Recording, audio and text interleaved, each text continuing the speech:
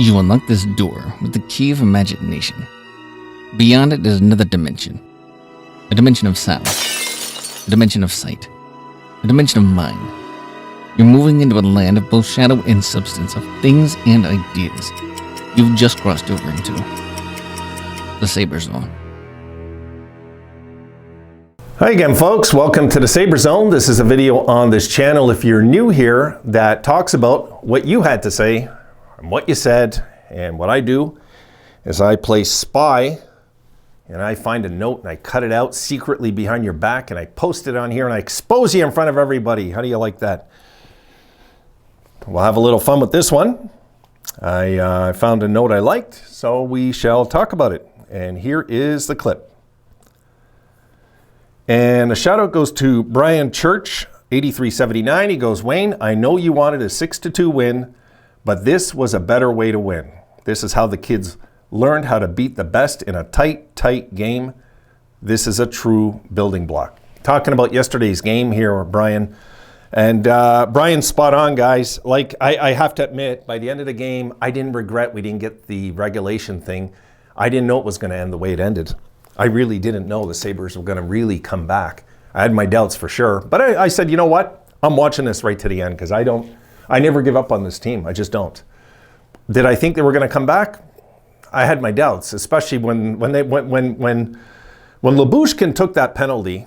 Okay, when he took that penalty, it's like, oh my goodness, you know, we're gonna somehow have to come back by 2 goals in the end and kill a penalty. And I was thinking they were going to score. I didn't know they were going to not put one in. I really didn't, because when Okposo took that penalty early in the third, and it was Marchand, right? Or was it Marchand? No, it was it Marchand? No, it was Bergeron, right? Anyway, I'm mixed up already. I'm mixed up. I'm sure it was Bergeron now. Anyway, when they scored that goal on the power play, I was like, you know, damn it. Like, here we had them on the ropes, and Okposo took a really bad penalty. That Okposo penalty was not a bright one.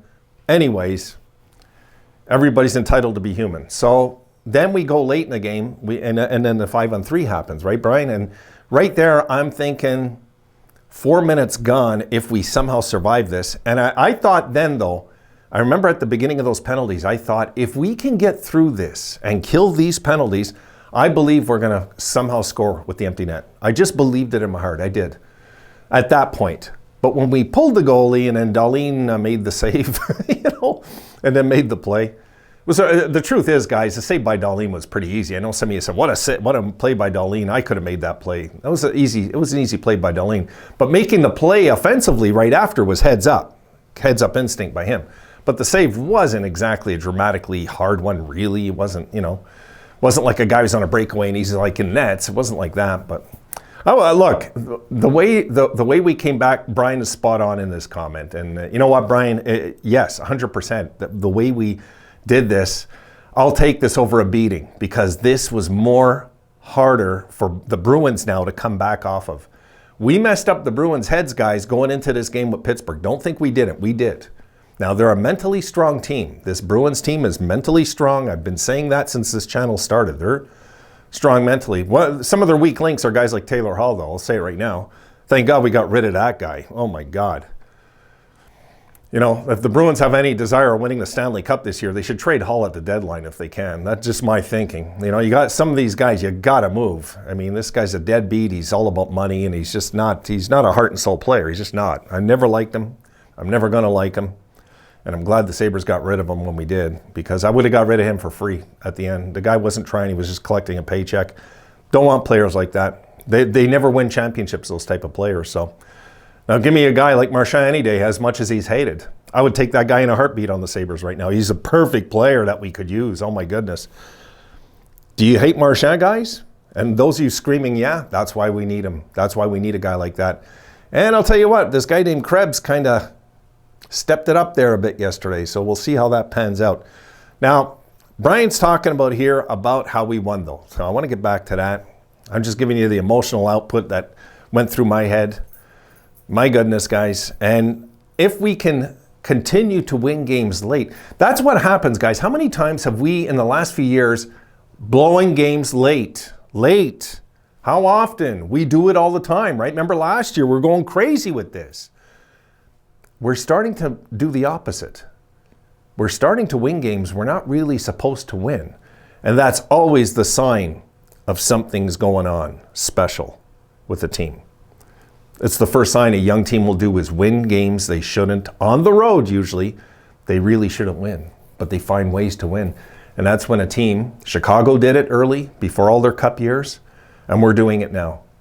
And for some of you that think just because they outplayed us in the game means we didn't deserve to win, I encourage you to go check the history of hockey, how many teams have done that and then became champions eventually, like Pittsburgh. And I could go on and on. The Capitals, you might recall that year that they just made the playoffs. We're starting to win games they should have lost, but they found their way in the playoffs. The Kings in 2012 guys weren't even going to make the playoffs, and they started winning games that they were turning games around because of Jonathan Quick's goaltending, winning games they really should have lost, and eventually they got in the playoffs and won the Stanley Cup.